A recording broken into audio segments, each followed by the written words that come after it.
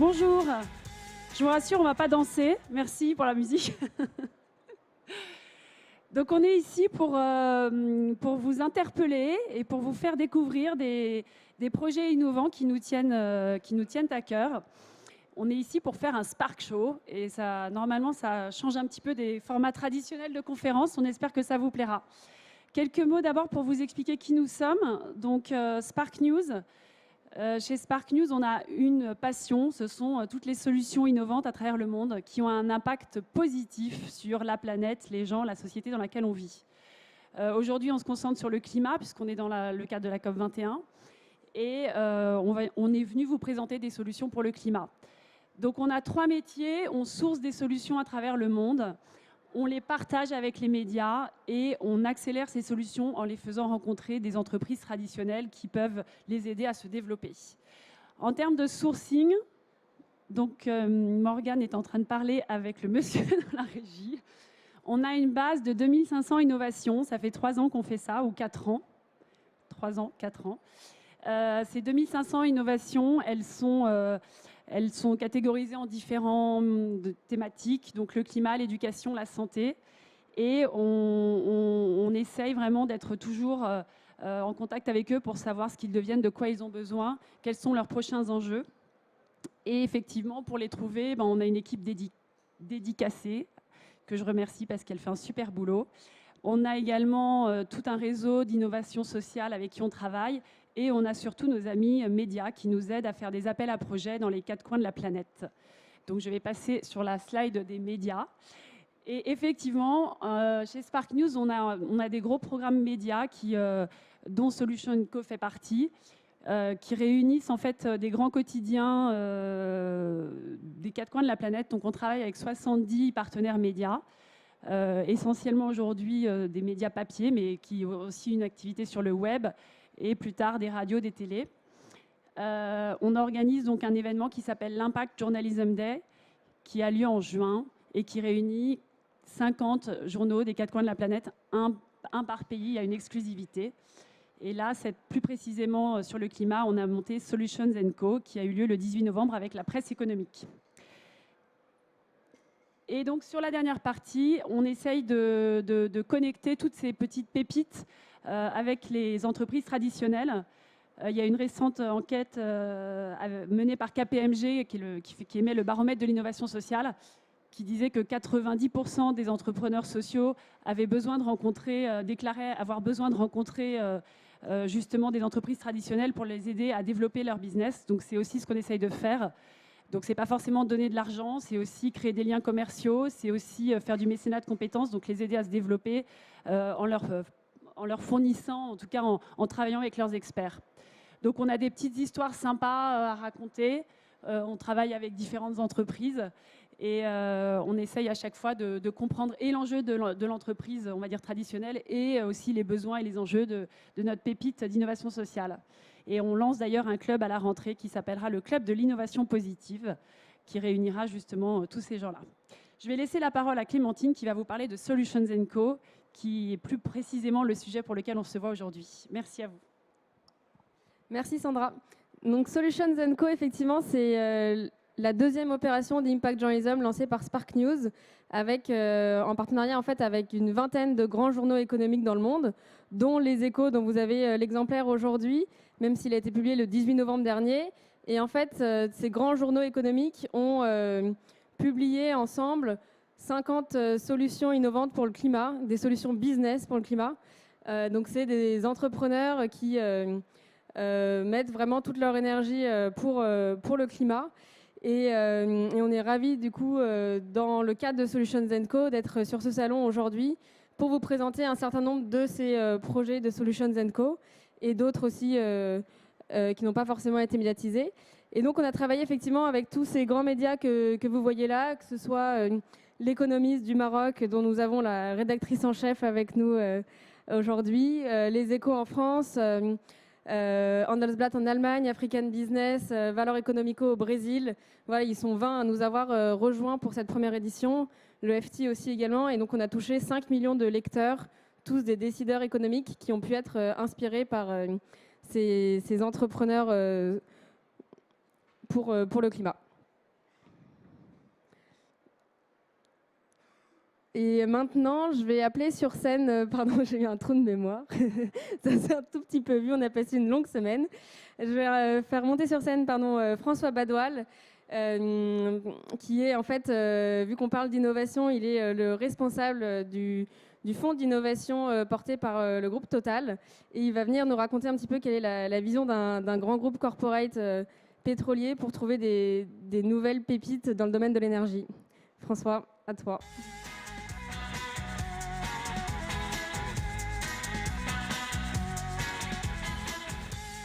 Merci Clémentine. Bonjour à toutes et à tous.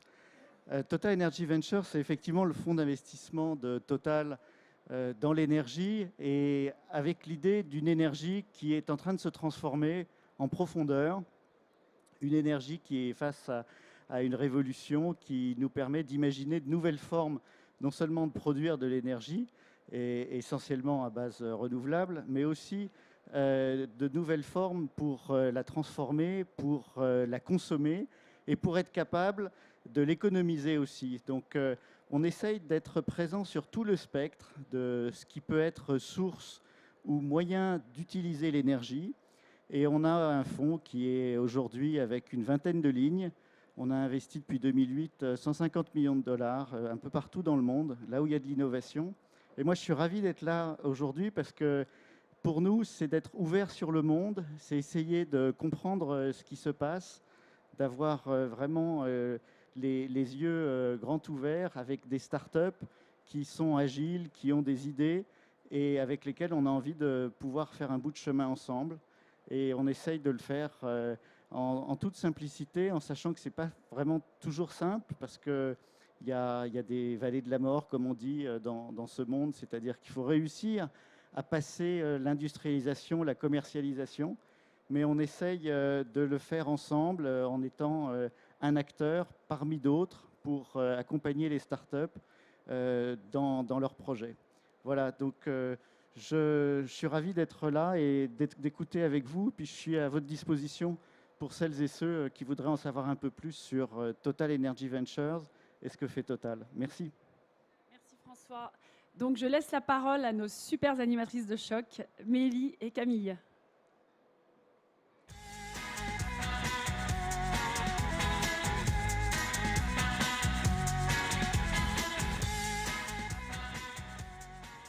Bonjour à tous, merci d'être là. En petit préambule, on va vous expliquer, vous réexpliquer ce que c'est qu'un Spark Show.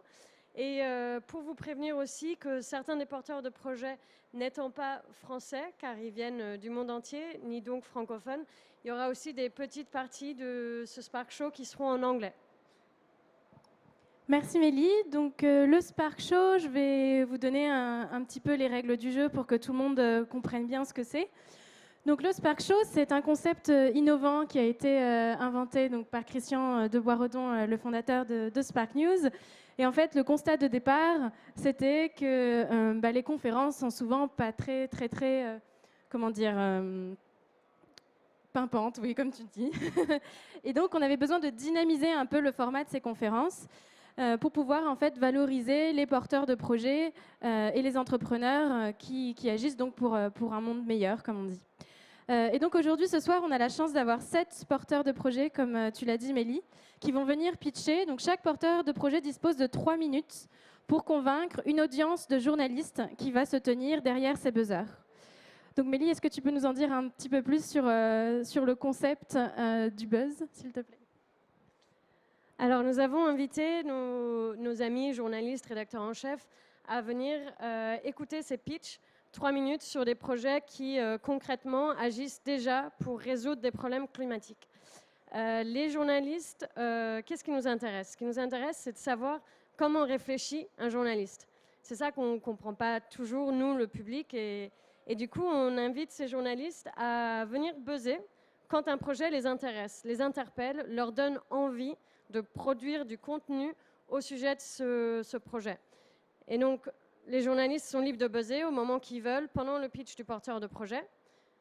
Une fois que le pitch sera fini, on va demander aux journalistes de nous expliquer qu'est-ce qui les a fait buzzer, comment ça a fonctionné dans leur tête. Et on leur demande aussi de s'engager, en fait, après chaque buzz. Chaque buzz signifie non seulement je suis intéressée, mais j'ai envie d'aller un peu plus loin. Par exemple, rencontrer ces porteurs de projets, par exemple, produire un article ou autre en fonction du média pour lequel travaillent ces journalistes ou de leurs investissements par ailleurs. Donc, sans plus tarder, on va inviter ces journalistes sur scène. J'appelle donc Antonin Amando, rédacteur en chef de Novétique. Samuel Ball, journaliste à France 24. Marie Lian, des affaires au Canada. Myriam Oudguiri, rédactrice en chef de L'Économiste du Maroc, le plus grand quotidien économique du Maroc. Et Élodie Vial, de l'Express de Maurice et de Globe Reporter.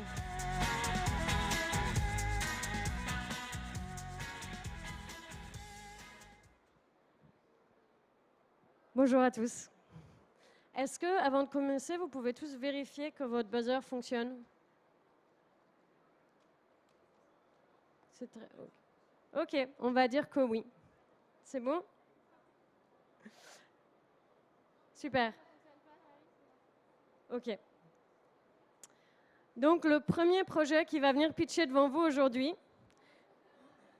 c'est un projet qui nous intéresse tous, je pense, surtout en tant que Français.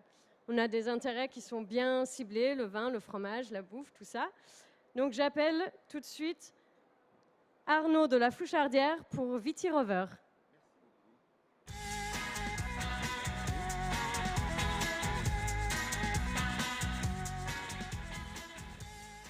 Bonjour, merci beaucoup de me recevoir et de me donner l'occasion de vous parler de Viti Rover, des solutions écologiques pour l'agriculture. On va parler de robotique et de big data. Alors aujourd'hui, dans le monde de l'agriculture comme dans le reste du monde, eh bien, les choses changent. L'histoire, ce sont de gros engins polluants, coûteux et limités à des tâches de force. Et l'avenir, celui auquel nous voulons contribuer, ce sont des micro-outils économiques, propres, sans chauffeur, qui sont en permanence sur le terrain, ici en France depuis le mois de mars jusqu'au mois d'août, qui font le même travail que les gros engins en collectant des données.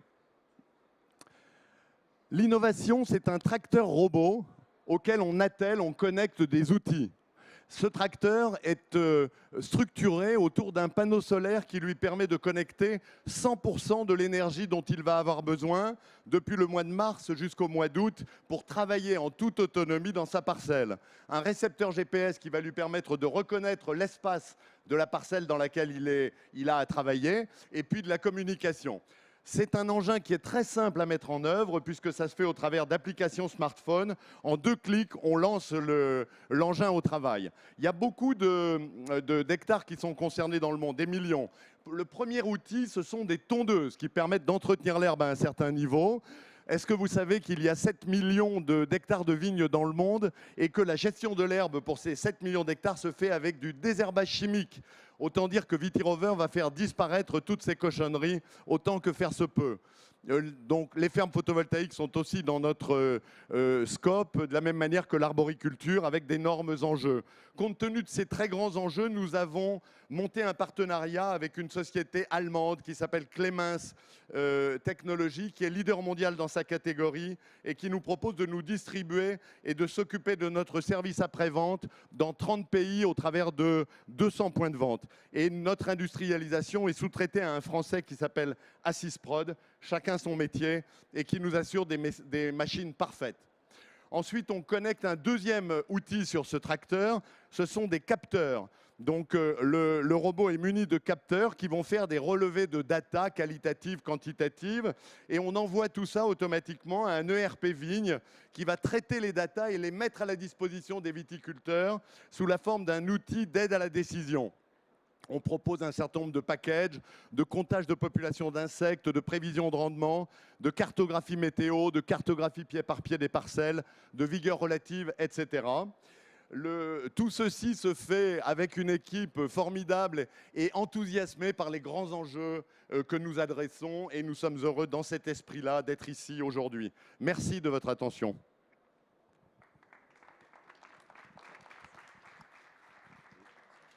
Merci beaucoup Arnaud. Je pense que vous pouvez rester avec nous. Donc Myriam, on a vu que tu avais buzzé. Est-ce que tu peux nous en dire un peu plus sur ce qui t'a interpellé dans le pitch de Arnaud et à quel moment ton cerveau de journaliste a tilté?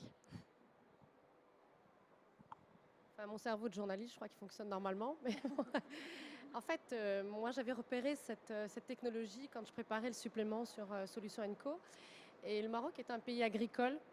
Je trouve que c'est une solution qu'on peut importer chez nous. Voilà, et donc, moi, ça me plaît bien. Si en plus c'est écologique.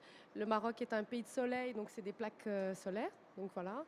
Et si on ne peut pas utiliser dans notre agriculture les pesticides et toutes les cochonneries que vous avez dites, voilà. Moi, c'est pour ça que j'ai buzzé. Voilà. Bien sûr, parce que du coup, Mais tu as buzzé du coup? Non. J'étais à 2 doigts de buzzer, c'était juste pour vous dire ça, mais j'ai vu que ma collègue l'a fait, donc je lui laisse la primeur. Mais moi, j'ai trouvé intéressant, surtout au niveau du développement économique, avec les marchés, les potentiels marchés, à la fois géographiques, mais aussi en termes de champ d'activité. C'était vraiment intéressant. Pour moi, il me manquait peut-être juste un tout petit info sur comment ça fonctionne dans le début du pitch, mais c'était tellement efficace que c'était pas forcément nécessaire. Et moi, j'ai une petite question aussi. Vous êtes visiblement en mode start-up, mais c'est quoi vos objectifs à la fois en termes de chiffre d'affaires et de business model? On a vendu cette année 50 robots et notre objectif, c'est 250 l'année prochaine, grâce en particulier au réseau de distribution représenté par Clémence. Voilà. Et il n'y a pas de raison de ne pas l'atteindre. Il y a effectivement beaucoup d'appels. On a déjà des clients en France, en Allemagne, en Angleterre, en Italie, au Chili, une grosse propriété, et beaucoup d'appels d'Afrique du Sud, enfin de tous les pays viticoles et de tous les pays qui ont des fermes photovoltaïques, puisque l'entretien de l'herbe sous les panneaux est un grand enjeu qui coûte très cher et sur lesquels nous apportons une solution moins coûteuse.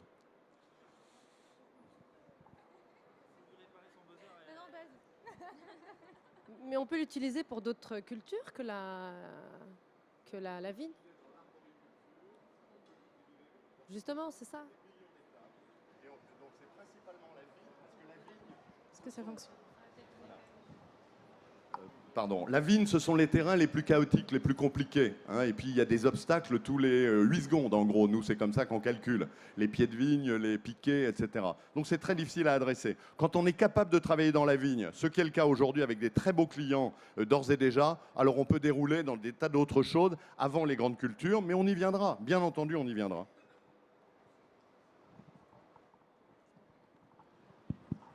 Merci beaucoup. Et bravo.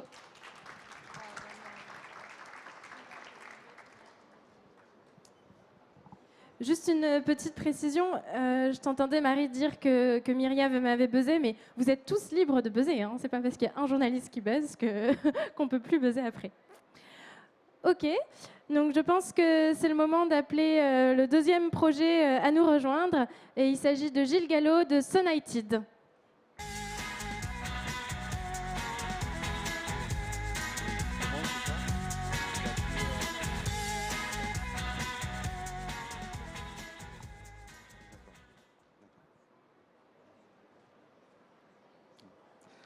Bonjour, Gilles Gallo, président fondateur de Sonited. J'ai développé, j'avais le besoin en tout cas de trouver un sens à mon travail à l'âge de 30 ans et je suis parti à Tombouctou pour trouver l'inspiration. De cette rencontre avec les autres, j'ai ramené une idée, développer le solaire thermique et principalement la cuisson solaire, une énergie solaire non polluante, gratuite et disponible. Depuis 10 ans, au travers de Sonited, on a commencé par développer des produits grand public. On a continué au fur et à mesure par des produits industriels, des centrales solaires notamment. Alors, tous ces produits utilisent le principe de la concentration solaire. La concentration solaire qui est connue depuis longtemps par Archimède qui avait tenté avec des boucliers de brûler les bateaux assaillants. Mais aussi, alors comment ça marche la concentration? C'est simple. Ou c'est un miroir concave ou une loupe et on concentre les rayons sur un point focal et c'est cet endroit-là, du point focal, qu'on produit de la chaleur. Depuis, avec notre marque grand public ID Cook, nous développons toute une gamme de produits donc pour le grand public, que ce soit du barbecue solaire qui permet de cuire à 200 degrés tout type de recettes, merguez solaire, ratatouille solaire, mais aussi le briquet solaire qui est notre prophète.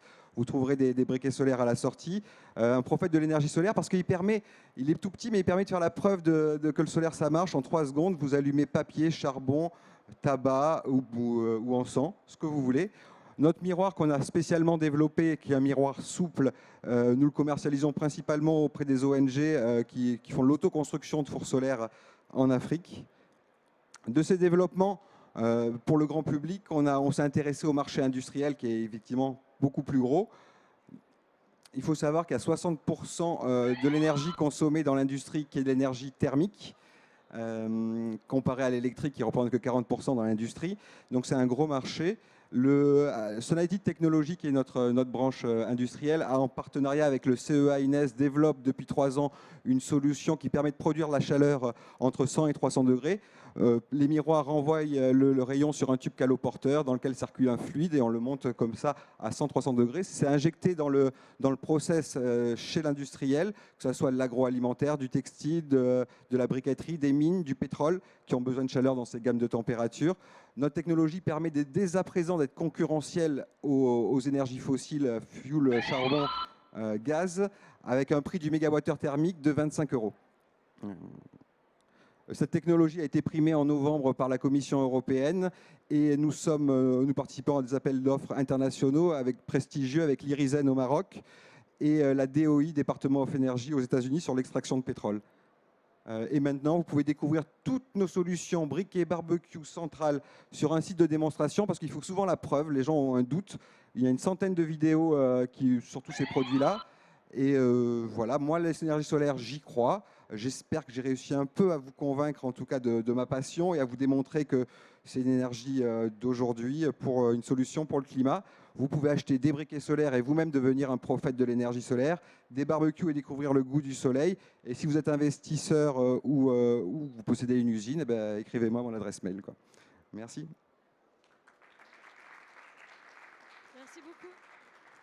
Merci. Alors du coup, là, on a eu beaucoup de buzz. On a même entendu les buzz cette fois-ci. On va commencer avec Elodie. Il me semble que c'est vous qui avez buzzé en premier. Merci beaucoup. Effectivement, démonstration très très claire. La raison pour laquelle j'ai buzzé, c'est parce que eh bien, effectivement, quand on travaille pour un média, on s'intéresse, on a à cœur de trouver des sujets en lien avec la ligne éditoriale de ce média.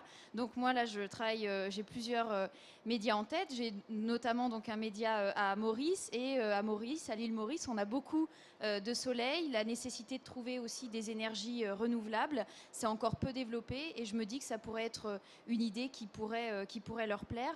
Et puis, le deuxième point, c'est aussi la possibilité pour chacun d'adopter ça. Par exemple, vous parliez du four, on peut même faire une ratatouille solaire, donc bon, des petites formules comme ça qui effectivement qu'on retient. Mais ça, voilà, on peut à travers un article expliquer aux gens que voilà, chacun peut adopter cette technologie. En revanche, je suis pas très calé justement niveau techno et je me disais quelle est la différence avec le fait par exemple d'installer des panneaux solaires chez soi, en quoi est-ce que c'est autre chose?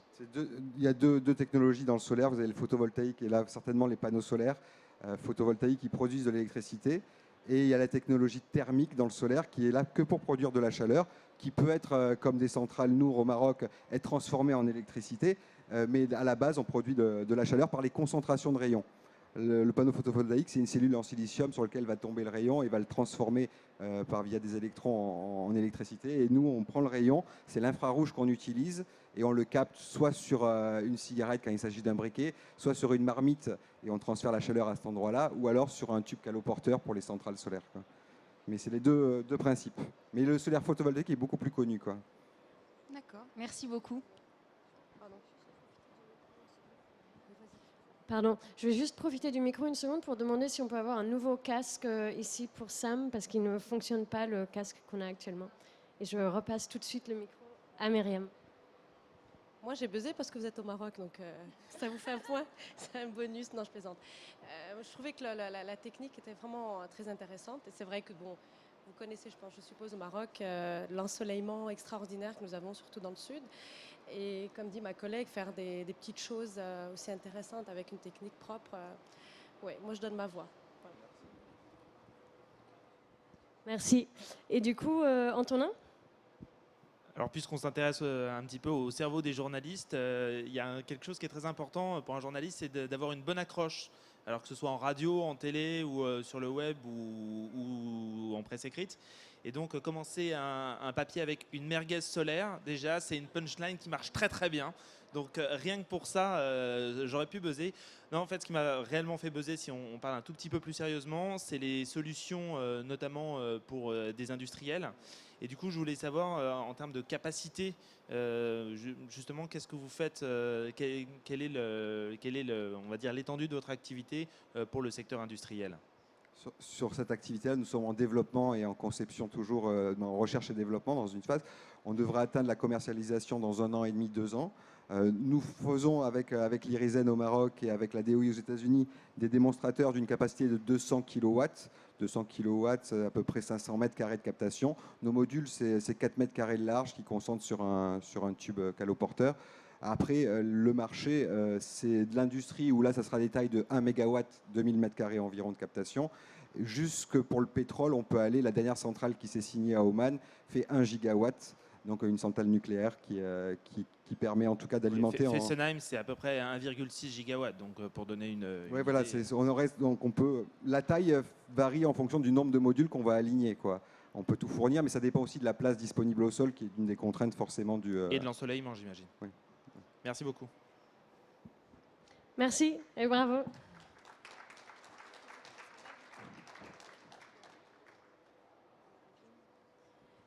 Et donc juste pour bien comprendre, est-ce qu'on pourrait avoir plus d'informations sur ce sur quoi vous engagez? Est-ce que c'est un article déjà ou une rencontre? Est-ce qu'on peut en savoir plus? Moi, je pense que je vais demander à une journaliste de Novetic de prendre contact pour en savoir un peu plus. Voilà. Très bien. Merci Antonin. Moi, ce serait, oui, de rencontrer, de faire un article, c'est indéniable. Parce que bon, c'est quand même des technologies qu'il faut que le grand public connaisse. Voilà. Oui, pareil, je vais prendre la carte et voir après, après la conférence. Oui, tout à fait. Merci beaucoup. So the next project has come from across the sea, not the biggest sea, but still. We'd like to welcome up on stage with us Sandra Sasso from SEAB Energy.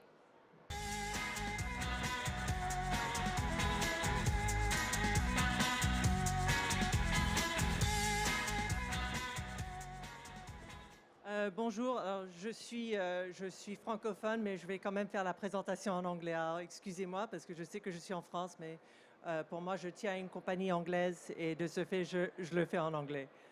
So anyway, Sandra Sasso from SEAB Energy, and really I want to take you on a journey of imagination.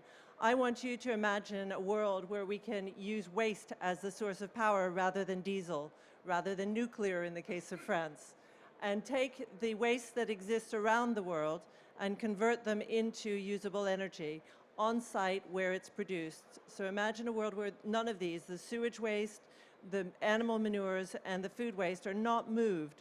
They're not relocated through vehicles from one site to another. And we're able to convert them into electricity and water and fertilizer for reuse in those locations. So take a world where none of that is moving. And as you go forward, you can eliminate 1 in every 4 vehicles by doing that. And you can eliminate 30% of the trucks on the road. So granted, all of that waste is not food waste, but a large majority of it is. And we can eliminate 3.3 billion tons of carbon by doing exactly that, by reusing, recycling that waste into power. And we've developed a piece of equipment that in the future cities of the world is going to be incorporated as an appliance into the fabric of buildings. And those buildings are where 70% of the world's population will be living.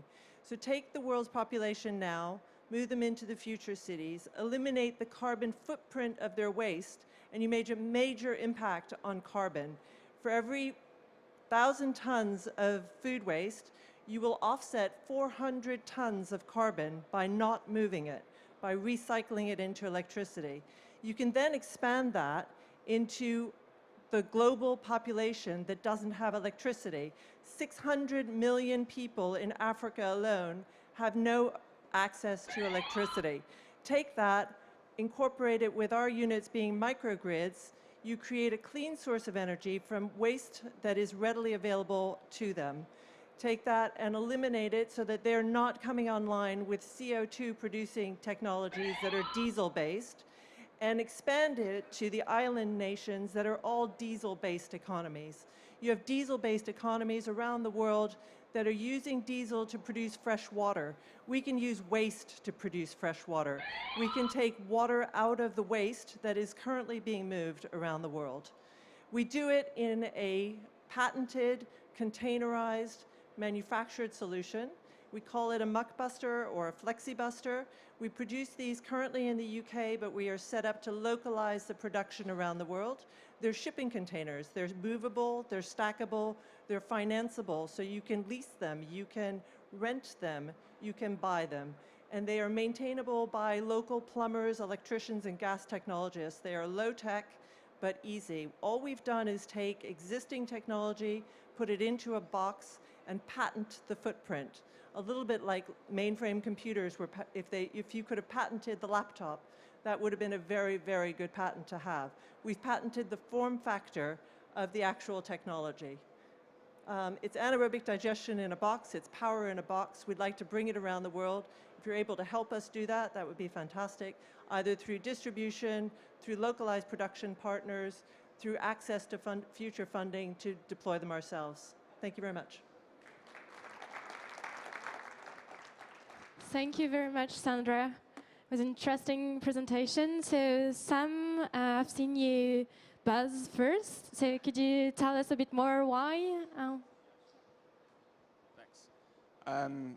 Well, basically, I just think it's an idea that I haven't heard that much about before. It's something that sounds new and innovative, and it's also something. I work for an international media organization. We're very international focused, and it sounds like something that could have impacts all around the world, even in big cities and in small rural places as well. And that's what got me interested.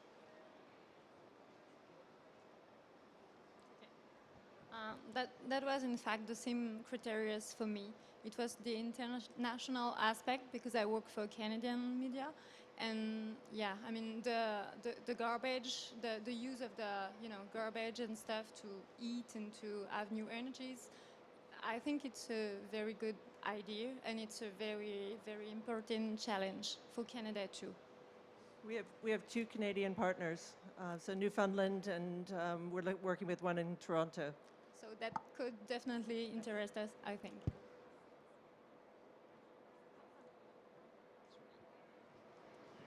Oui, moi je suis d'accord avec mes précédents collègues, surtout que je négocie avec vous, ça fait 48 heures pour que vous veniez au Maroc. Je vais devenir ambassadrice. On arrive, on vient au Maroc. Oui, je sais bien, mais c'est vrai que c'est très intéressant, surtout chez nous où on a un gros problème encore de déchets que nous n'arrivons pas encore à bien organiser. Et comme je vous ai dit hier soir, quand on s'était vu, que la ville de Fès s'éclaire grâce à ces déchets ménagers. Et moi, je trouve que ça serait intéressant aussi de s'installer dans d'autres villes. Voilà. Donc, c'est pour ça que j'ai buzzé. Oui, c'est pour ça qu'on a créé un système qui peut être ou dans une grande ville ou dans un village même, ou dans une communauté. Casablanca, Rabat, bon, les grandes villes arrivent à gérer, la collecte, mais dans d'autres villes, c'est encore vraiment à la traîne. Hein, voilà. Et donc, ça serait des systèmes intéressants pour des petites villes aussi, comme ça. Voilà. Merci Myriam. Antonin, je crois que tu voulais dire un mot sur pourquoi tu n'avais pas buzzé. C'est vrai que j'ai pas buzzé parce que j'aurais aimé avoir plus de détails sur le processus technologique. Parce qu'en fait, c'est de la méthanisation, si j'ai bien compris, et qui est un processus éprouvé. Donc j'aurais bien aimé savoir si c'était un processus qui était duplicable, scalable, et de quelle manière ça pouvait s'opérer.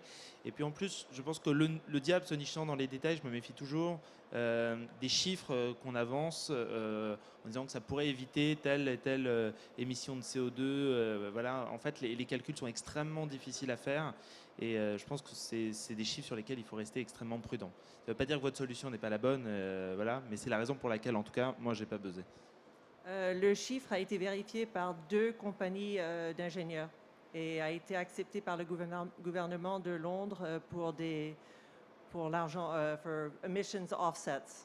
Ça a été converti en il argent. arrive même aux ingénieurs et au gouvernement de se tromper. Et oui, bien sûr. Nous, on suit ça vraiment, on suit la manière dont tout ça a été évalué de près, et on s'aperçoit qu'il y a parfois des surprises et de gros écarts et de grosses contradictions dans les évaluations. Donc voilà. Merci Antonin. Est-ce que maybe Sam, you could just tell us what you're going to do? Like, are you going to have another conversation with Sandra, or do you think you can commit to something now? Well, what I'd like to do is just get in touch again afterwards and find out some more information and go on from there and see if I can do an article. Thanks. Thank you very much. The same for me.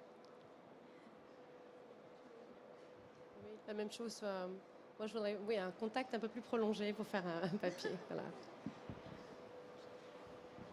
Merci beaucoup, Sandra.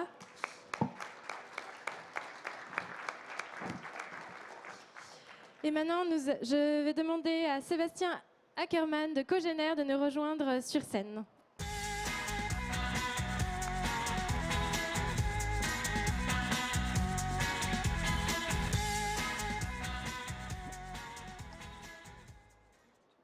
Bonjour à tous, merci de l'invitation à ce Spark Show, à cet événement. Je suis Sébastien Ackermann, le fondateur et le président de la société Base Innovation, qui est une entreprise bordelaise qui est spécialisée dans l'énergie solaire. Alors Gilles l'a bien expliqué tout à l'heure. L'énergie solaire, elle se décompose en 2 formes de techniques traditionnelles. On a d'une part les panneaux photovoltaïques qui produisent de l'électricité, d'autre part les panneaux thermiques qui produisent de la chaleur. Eh bien nous, quand on a créé Base en 2009, on s'est dit, mince, c'est assez incroyable. On a une énergie solaire disponible sur la Terre qui est considérable. C'est la première source d'énergie disponible sur la planète. C'est même cette énergie qui est à l'origine de quasiment toutes les autres formes d'énergie sur le globe. Donc c'est assez incroyable que dans les années 2000, on ne soit toujours pas capable de rentabiliser les installations solaires, qu'elles soient photovoltaïques ou thermiques, sans crédit d'impôt, sans tarif de rachat, sans une économie réelle basée sur la fonctionnalité du produit. Donc on a planché à partir de 2009 jusqu'à pendant quelques années sur une technique qui puisse à la fois produire les 2 formes d'énergie dont on a besoin pour à peu près toutes nos activités humaines, c'est-à-dire l'énergie électrique, l'énergie thermique. On a développé un panneau qui s'appelle Cogénère. La face avant du panneau produit de l'électricité sur une base d'un panneau photovoltaïque standard. La face arrière extrait la chaleur qui est produite en sous-face du module. Ça a un double avantage, c'est que le premier, eh bien, ça permet de produire plus d'électricité qu'un panneau photovoltaïque standard. Deuxième avantage, c'est qu'on peut du coup utiliser cette chaleur à bon escient pour les différents types d'activités humaines. Il faut savoir qu'un panneau Cogénère, par rapport à un panneau photovoltaïque standard, produit 4 fois plus d'énergie. Il est performant, y compris dans les phases hivernales et dans les régions où on a peu de soleil. Donc c'est un panneau qui permet de développer un grand nombre d'applications.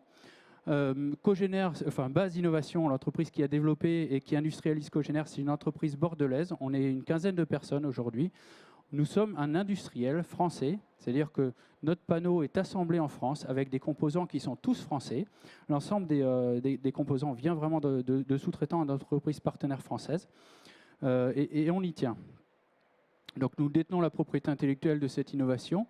Nous venons de lever 1 million d'euros via des business angels tout récemment.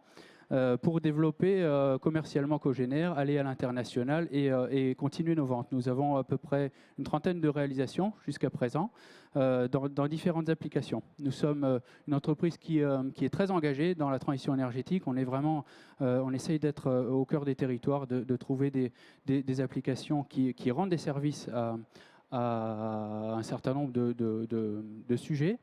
On a été lauréat d'un certain nombre de concours, dont My Positive Impact récemment. Nous sommes une entreprise suivie par l'ADEME, par BPI France, donc on reste une entreprise relativement soutenue par les pouvoirs publics. Nous avons, j'en viens un petit peu à nos applications, nous utilisons Cogénère sur l'habitat pour produire de l'électricité et de la chaleur, donc pour l'efficacité énergétique, pour permettre à nos clients de réaliser des économies d'énergie importantes et pour un surcroît de confort thermique. Nous avons des applications très importantes, c'est même l'essentiel de nos projets aujourd'hui dans les domaines agricoles, puisque notre technologie produisant de l'électricité et de l'air chaud en très grande quantité permet de répondre à des besoins importants dans le séchage des fourrages, le séchage des denrées agricoles. Donc ça permet de donner plus de qualité aux productions, de redonner de la dynamique économique à des secteurs comme l'agriculture qui sont fortement touchés aujourd'hui, qui sont fortement en crise, d'améliorer l'autonomie alimentaire et de rester dans une méthode écologique pour ces applications agricoles. Nous avons aussi des applications dans le séchage, dans l'industrie du bois. Donc nous sommes à côté de Bordeaux, donc très, très proche de la forêt, d'un grand massif forestier que sont les Landes, le plus grand massif forestier d'Europe. Donc nous avons des projets importants dans cette industrie et nos projets énergétiques permettent de redonner de la compétitivité aux entreprises. C'est vraiment un point très important. Ça permet aussi d'inscrire nos projets dans de l'économie circulaire puisqu'on va s'intégrer dans des process de recyclage, dans des process de valorisation de coproduits, de déchets. Ce sont bien sûr des projets qui permettent de réduire drastiquement les gaz à effet de serre au sein des territoires. Des projets très très très proches des territoires, notamment sylvicoles et agricoles. On a aussi, une des raisons de notre levée de fonds, c'est de pouvoir étendre le nombre de nos projets dans des domaines, dans les régions plus éloignées. Donc nous avons un certain nombre de projets sur le continent africain, puisque la technologie permet finalement de répondre à des besoins de séchage, donc de conservation des denrées agroalimentaires que peuvent être les fruits et légumes, le cacao, le café.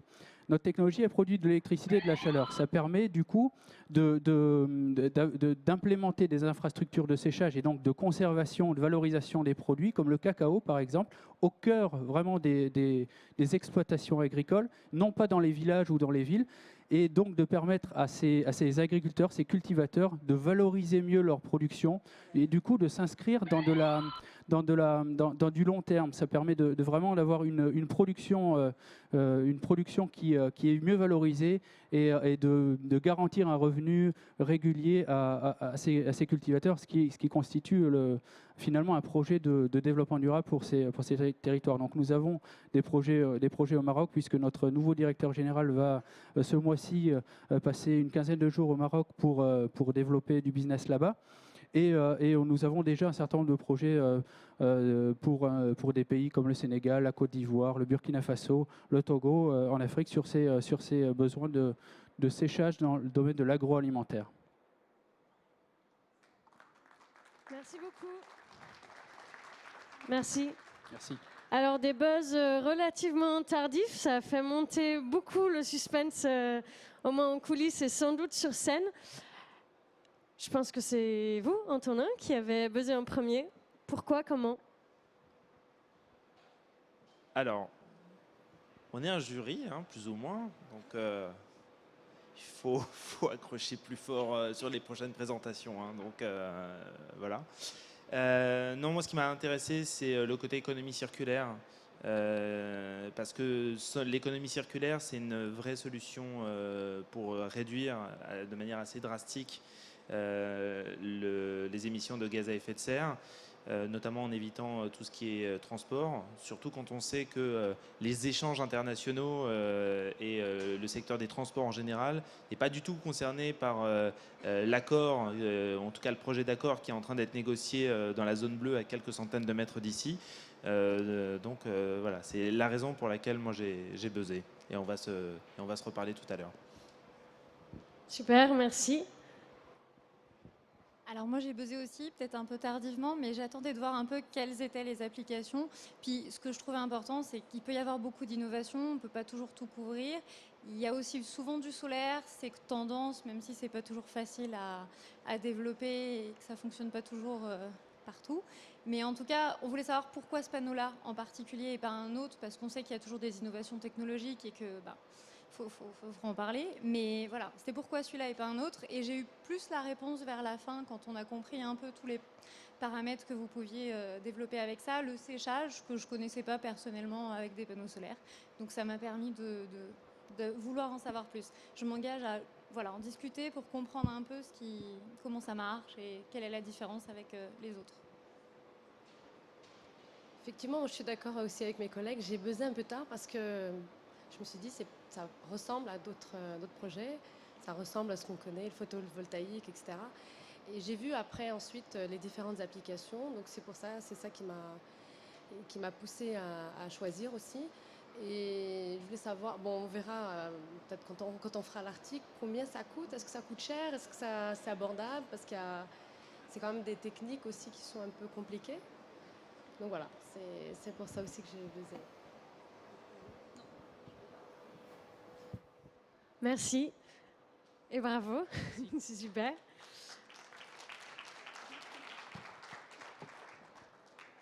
So again, a project that has come from much further away, all the way from Mexico. We'd like you to give a very warm round of applause for Biofaz, and Scott Mungia will be presenting.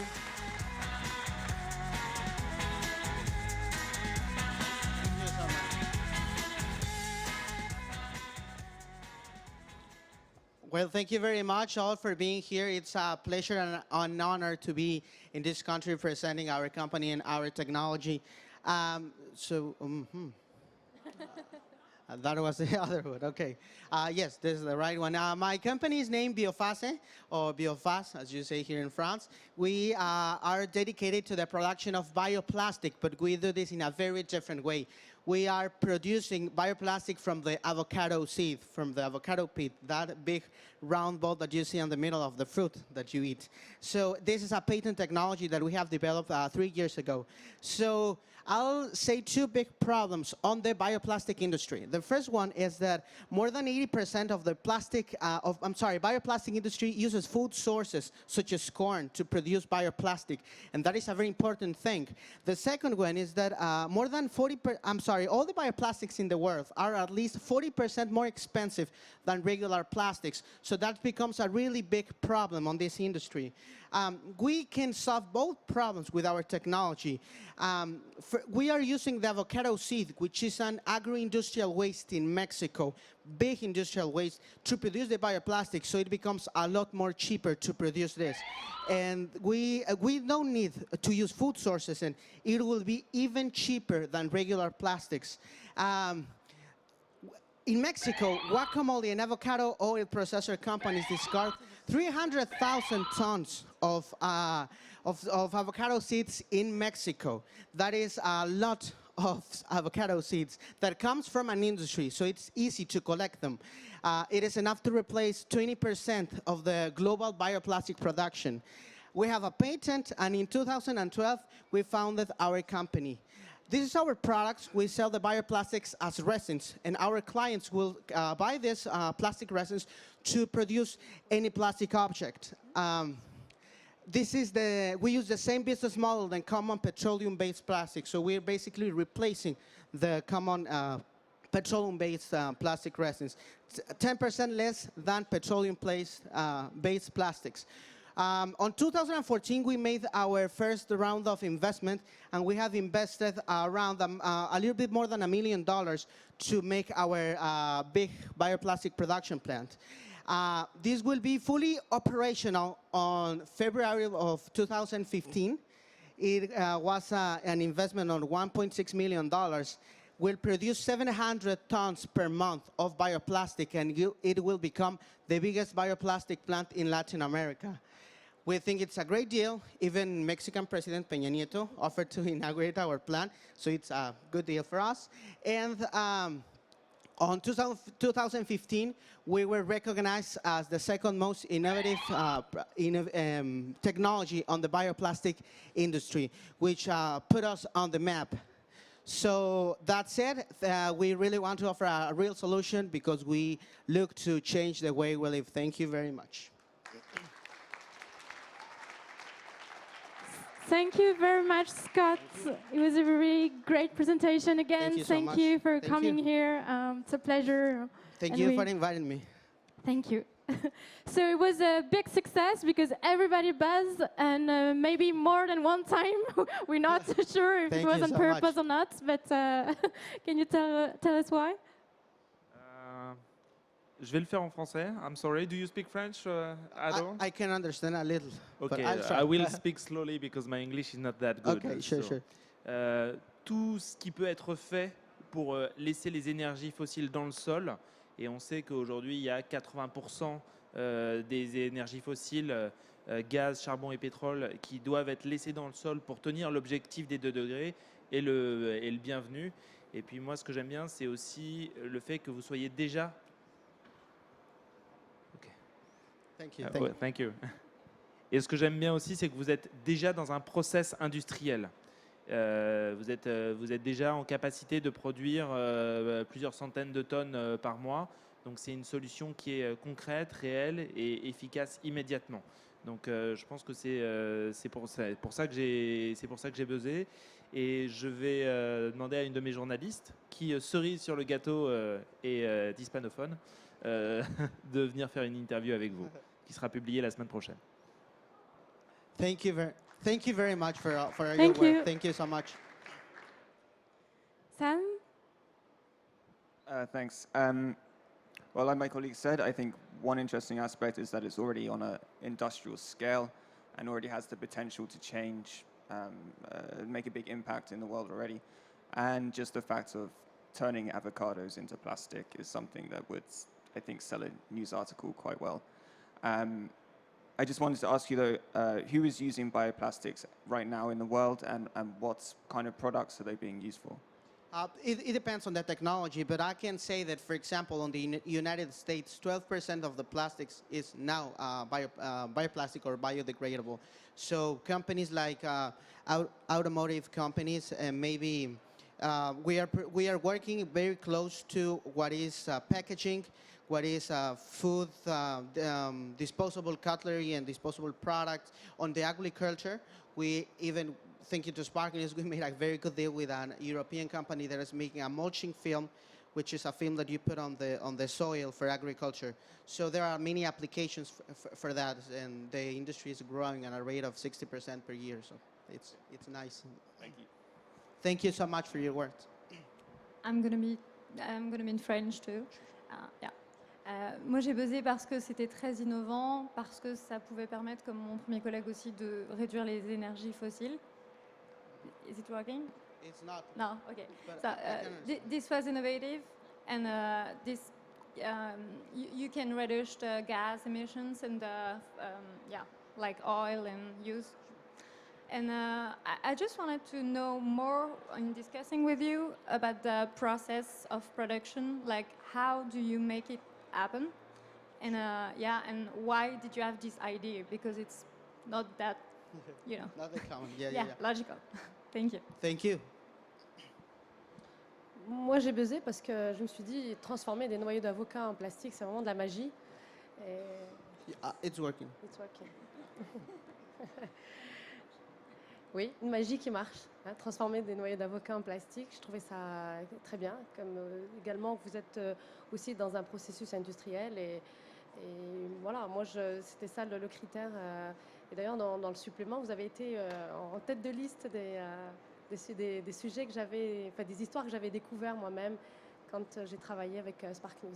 Voilà, en tout cas, bravo pour ce que vous faites. Et j'espère que vous allez vous développer, avoir d'autres marchés. Et bien sûr, je m'engage à aller plus loin parce que dans le papier que nous avons reçu, nous n'avons pas tout le détail.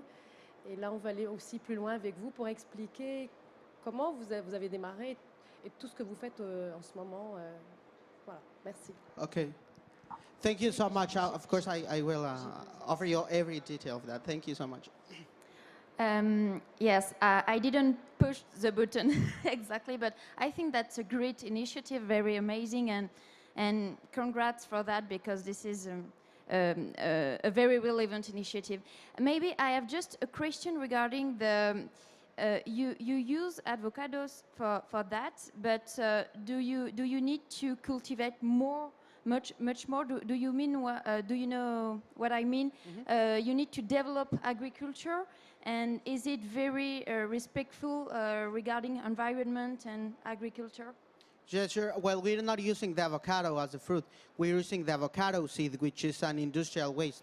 It is environmentally friendly because we're changing or transforming something that is a waste and a big problem in Mexico into a green product. I didn't mention this, but our technology is carbon negative.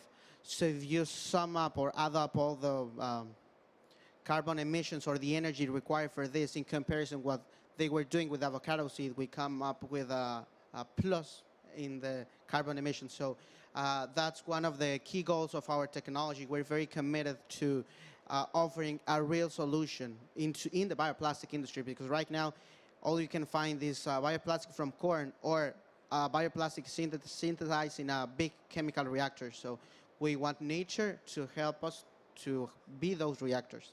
So we're doing that. Thank you. Thank you very much, Scott, again. Thank you so much. And yeah, it's great news and many interviews to come. Je vais repasser en français et maintenant j'ai le plaisir d'accueillir sur scène François Perrault de Lafarge Holcim. Donc voilà, je vous laisse 3 minutes pour convaincre.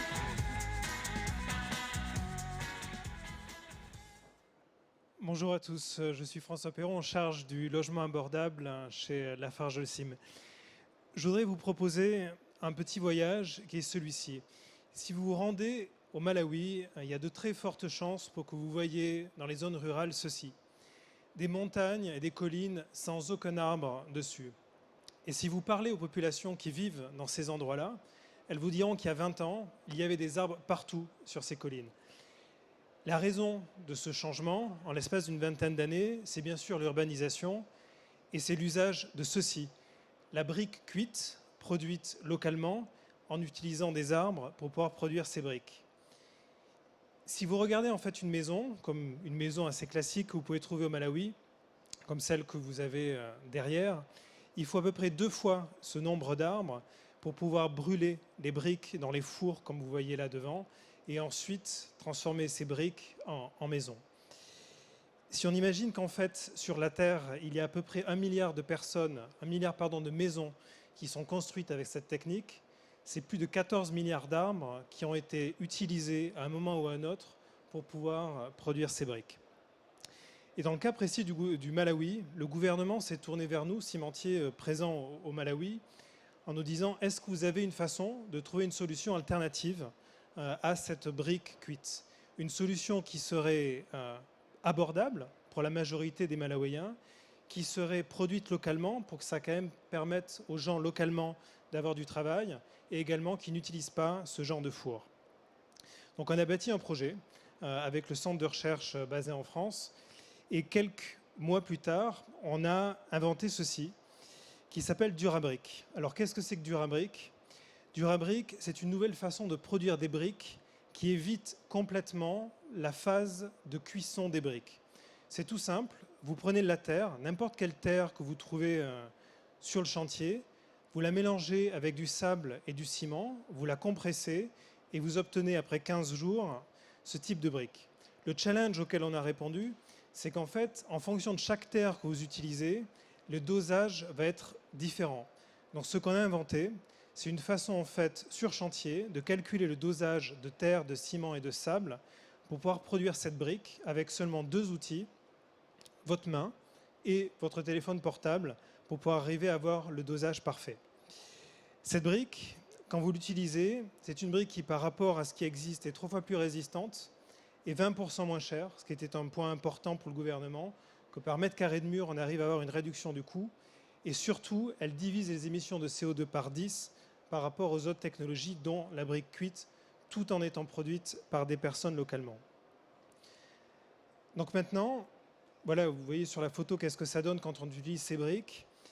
Maintenant, quel est le challenge? Le challenge, c'est que cette technologie soit répliquée partout et qu'on n'attarde pas 20 ou 30 ans pour pouvoir avoir cette technologie partout. On a déjà construit pas mal de maisons avec, plus de 600 maisons ont été déjà construites. Et ce que désormais on a décidé de faire, c'est de lancer un business qui va investir dans la production de briques avec des usines. Et notre première usine ouvre au Malawi le mois prochain. Produire des briques, former les maçons localement. Il y aura plusieurs milliers de maçons qui seront formés à produire ces briques. Et également investir dans la promotion pour que finalement ces briques-là soient perçues localement comme une belle solution qui vient se substituer à la brique cuite. Également, pour pouvoir produire ça, il faut qu'on change les consciences et on a besoin de vous, on a besoin que localement, il y ait des gens qui fassent ces tests, qui avec nous essaient d'introduire cette technologie. Donc si vous êtes intéressé, c'est très simple, vous nous contactez sur Twitter et on fera le suivi avec vous. Merci. Merci beaucoup. Merci François. Donc un projet relativement différent de ce qu'on a vu jusqu'à présent, François Perrault est entrepreneur chez Lafarge-Holcim. Pareil, on a eu des buzz assez tardifs. Est-ce que ce serait intéressant de savoir pourquoi ça a été tardif et qu'est-ce qui a fini par vous faire buzzer?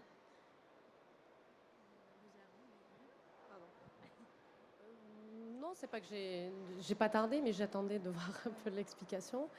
Moi, c'est un sujet qui m'interpelle parce que chez nous aussi, nous avons des problèmes de construction. Nous avons besoin aussi d'avoir des logements à coût réduit. Et ce qui est intéressant dans votre produit, c'est que bon, on réduit les émissions, c'est pas cher, ça crée de l'emploi. C'est quand même c'est un package assez intéressant. C'est pour ça que j'ai buzzé. J'attendais juste voir un peu. Mais vous avez dit que bon, il faudrait qu'on aille un peu plus en profondeur parce que ça m'intéresse, parce que vous avez dit que tout dépend de la région dans laquelle nous sommes, c'est ça? Exactement. Dans le cas du Maroc, il y a Ouais. des régions qui s'y prêtent, des régions qui s'y prêtent très moins. Pas. Mais sur les régions qui construisent en terre, qui sont nombreuses au Maroc, c'est Oui, tout à fait jouable. Tout à fait. Voilà. Merci en tout cas, bravo aussi pour l'innovation, c'est intéressant. Oui, effectivement, et initiative intéressante. La question du logement durable, elle est centrale. J'attendais aussi d'en savoir un petit peu plus. C'est pas cher, mais ça reste, j'imagine, quand même plus cher que les solutions qu'utilisent actuellement les habitants. C'est 20% moins cher par rapport aux solutions qu'ils utilisent à l'heure actuelle. Pardon, décidément, oui, c'est d'accord, par rapport aux solutions qu'ils utilisent actuellement. Et alors, pourquoi est-ce que vous dites on a besoin de changer les consciences? Si c'est 20% moins cher, ça devrait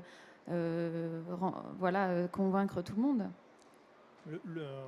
La construction est quelque chose de très sensible. Et dès que vous essayez de changer une technologie, vous avez tout de suite des réactions d'hésitation, puis ça prend du temps, il faut former les gens, il faut qu'ils soient ouverts à cette technologie.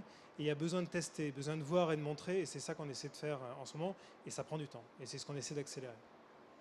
Très bien, très intéressant. Merci. Il me semble que Antonin voulait rajouter un mot. Moi, je suis désolé, mais je vais briser un peu cette unanimité. Ce que je vais dire, ne le prenez pas comme une attaque ad nominem, parce que c'est pas ça, mais on sait que Lafarge-Holcim et les grands cimentiers sont responsables de plusieurs millions de tonnes d'émissions de gaz à effet de serre équivalent CO2 par an. Si j'ai les bons chiffres en tête, vous émettez 560 kg de CO2 par tonne de ciment produite. Donc on peut saluer ce type d'initiative intrapreneuriale. Après, ce qu'on attend des cimentiers, c'est qu'ils changent aussi de paradigme et qu'ils switchent, et dans un avenir relativement rapide, pour notre bien à tous, sur une économie bas carbone. Et aujourd'hui, il y a des progrès qui sont faits, mais qui sont très loin d'être suffisants. Raison pour laquelle je n'ai pas buzzé. Pour vous répondre sur ce point, ce qui est important, c'est qu'est-ce qu'on fait de ces produits, de ce ciment, comment on l'utilise au mieux. Et ici, on est sur une solution qui permet véritablement, par mètre carré de mur, d'avoir un impact environnemental fantastique. Et voilà ce qu'on essaie de faire. En tout cas, c'est très bien au moins d'ouvrir ces discussions et on est très content d'avoir redécouvert Durabrick avec vous, François. Merci.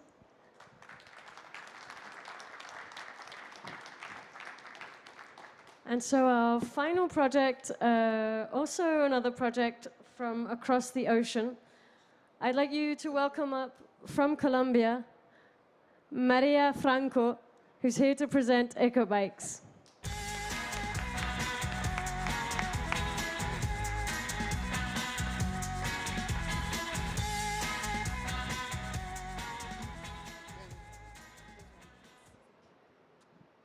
Hello, everyone. My name is Ana Franco, and I'm the CEO of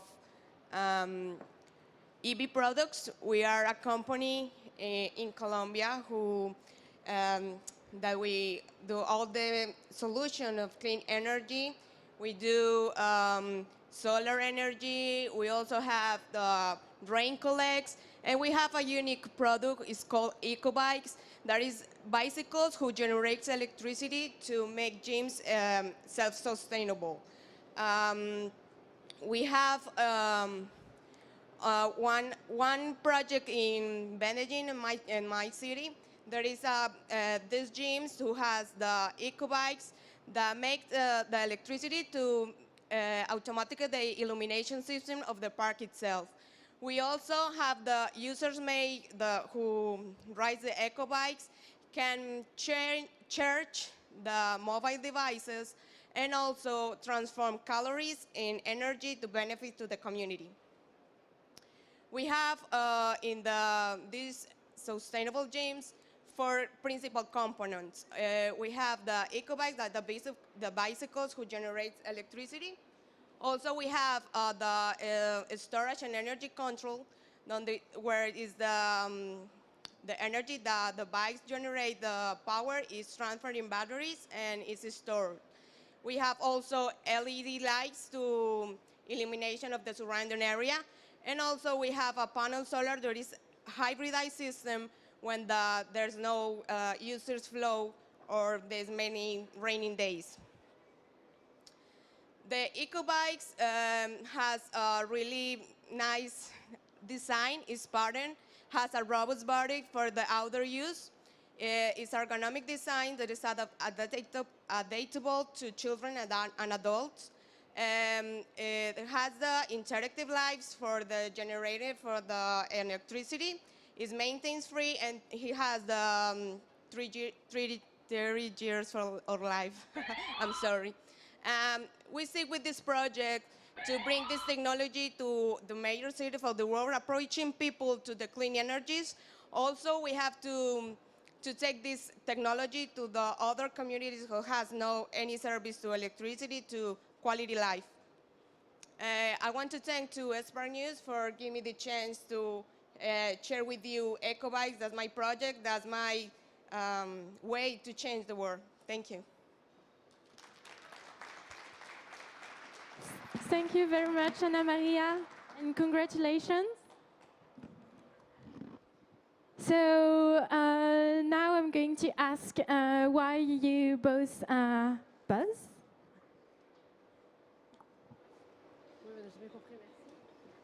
Moi, j'ai buzzé parce qu'en plus, on va perdre des kilos et on produit de l'énergie. Je trouve ça très sympa. Moi, j'ai buzzé. Bon, j'ai choisi aussi le sujet parce qu'il est original, économique et ça fait du bien au corps et à la planète. Voilà, c'est pour ça que j'ai buzzé. En tout cas, félicitations. Merci. Thank you. Yeah, congrats. Same for me. I work for a project dedicated to media, a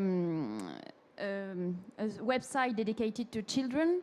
So I think that it could be a very fun way for them to discover environmental issues and another way to discover it for them. So it's fun. It's